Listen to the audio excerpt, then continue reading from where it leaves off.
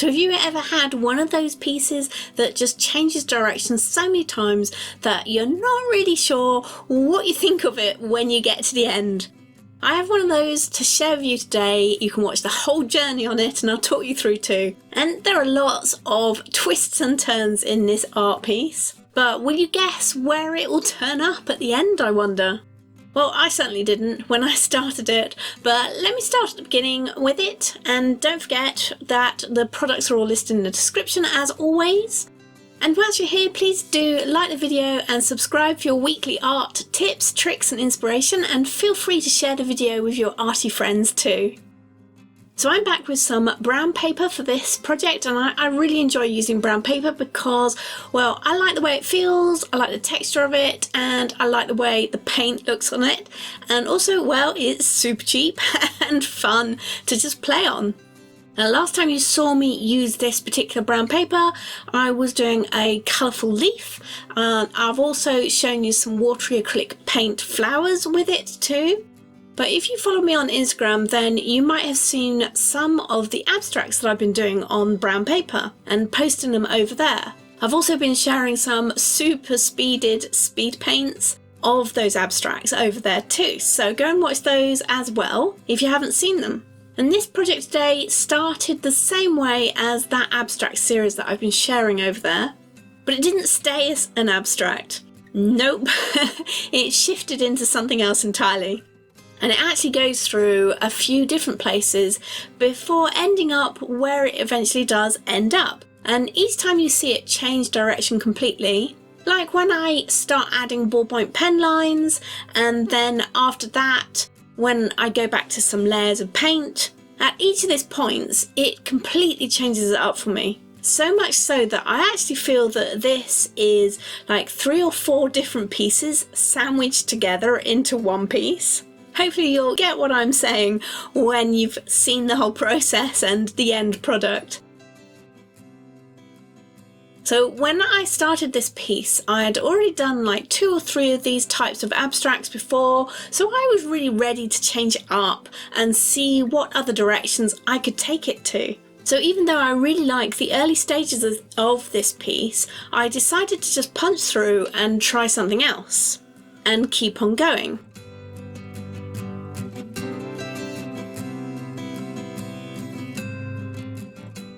After adding paint shapes and mark making, I turned to some ballpoint pen mark making, and in a kind of a different rhythm to that first paint layer. And I've been adding patches of colour, then smaller patches of mark making and little mark making as well. And when I changed to the red paint pen and also some ballpoint pen use and the white paint pen, I went for lines and doodles for this layer. So completely changing it up from that previous layer. And the other brown paper abstracts were only a couple or so layers before they just came to a natural end and I called them finished. They didn't really, in my mind anyway, or in my eyes, they didn't need anything else. And I'd got what I wanted out of them. I'd got sort of a balance there, a harmony, and they were just working for me. And yeah, they were very abstract. And this one easily could have ended at the same point, around about just before I added the red and the black lines. I mean, it was looking pretty good as an abstract, but one with sort of some more defined mark making on it. But as I said, at the time it was more important to me to push on through and see what else I could get out of it. But I have to admit, I wasn't really liking how that turned out at this point. And when I added that pen work, it just wasn't working for me. Now, the funny thing about filming your work, and I don't know if you've ever done this, and if you film your work regularly, then you might have noticed this too. And that is that sometimes you can change your mind about a piece as you're watching it grow on the film. And this is one of those pieces. I quite like where the doodling went on this piece now when I look at it through the eyes of the camera, but really at the time it wasn't working for me at all. So I just kept on adding doodles with different pens, and then I let it sit for a minute or two before covering it up with more paint. So another change in direction. So that is a count of 2 changes in direction so far. So from the paint abstract to the doodle layer, and then from the doodle layer to, well, adding some more paint. But that's what happens when you're on the ground doing the work. It can be entirely different from when you start changing your mind when you see the process later on the video. Anyway, I'd been enjoying painting arcs and semi-arcs in other work that I've been doing, so I added in some different colours to this piece using small arcs that have the effect of they look like they're sort of wrapped around each other. I wasn't going for that effect, it just kind of came out. So when I got to this point in this process, I wasn't sure about this layer at all, and I was starting to think it was a layer too far. So okay, more drastic measures are needed, and I'm going to draw a flower. I was doing this piece in June, so if you are one of my patrons or you watch me here on YouTube, then you know that in June I was working very much to a floral theme.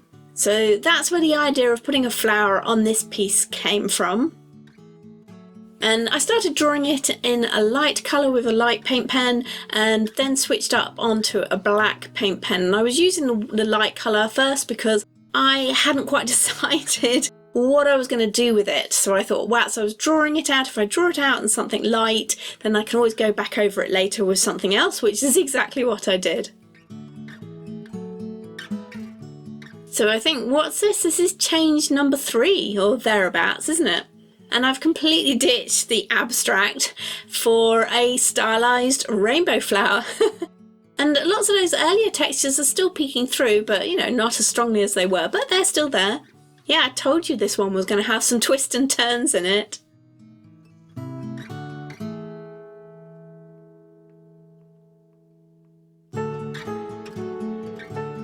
Now, even though I'd plonked a great big focal image on this, it was still growing organically. I was still sort of adding to it intuitively as I went along. And I went for a darkened background with some watered down acrylic paint, just basically because, well, that rainbow flower is so bright, so I thought it would contrast really nicely. And it definitely makes that flower pop out. And I'm actually calling this Rainbow Flower, I think, this piece.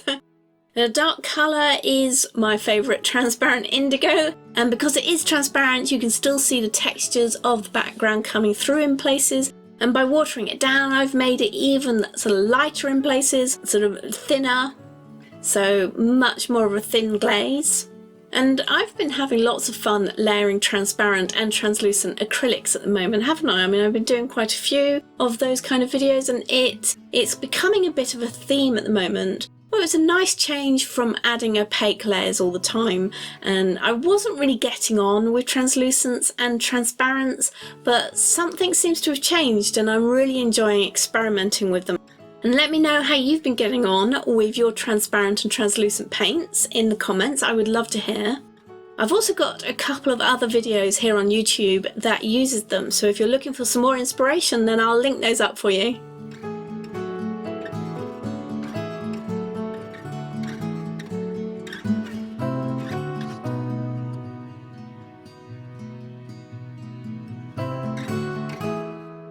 Now, once the background was partially blocked out, I actually left the piece, and the adding the green lines to the leaves was very much an afterthought.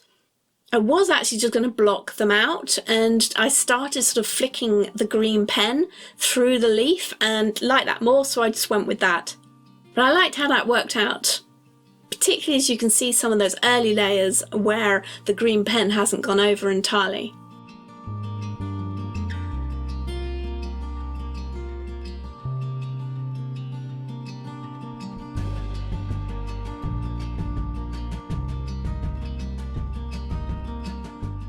So another thing to do at this point was go back over my black line, make that more defined, and add in some more detail and personality to the flower. And once I'd done that, yep, the piece got left for a little bit, not like loads. I don't think it was overnight, but it could have been like a couple of hours. And I kept looking at it and thinking, well, there's definitely something missing here. What do I need to do? And it was the adding of the paint details that really kind of brought it together for me, and sort of using my brush to add in some paint details, plus also some paint pen detail here too. And filling in that blank space really kind of helped me like this piece a little bit more. So yeah, another complete change. That definitely went through a few different changes from abstract to rainbow flower. And you can see the details in, well, more detail as we have a look closely. And it all still adds a lovely texture to this piece. Now, I'm sure I'm not the only one who's had a few twisty-turny projects recently, so let me know how your projects have been going on. I would love to hear. And if you're looking for some more layering inspiration, then watch these videos next, and I will see you over there.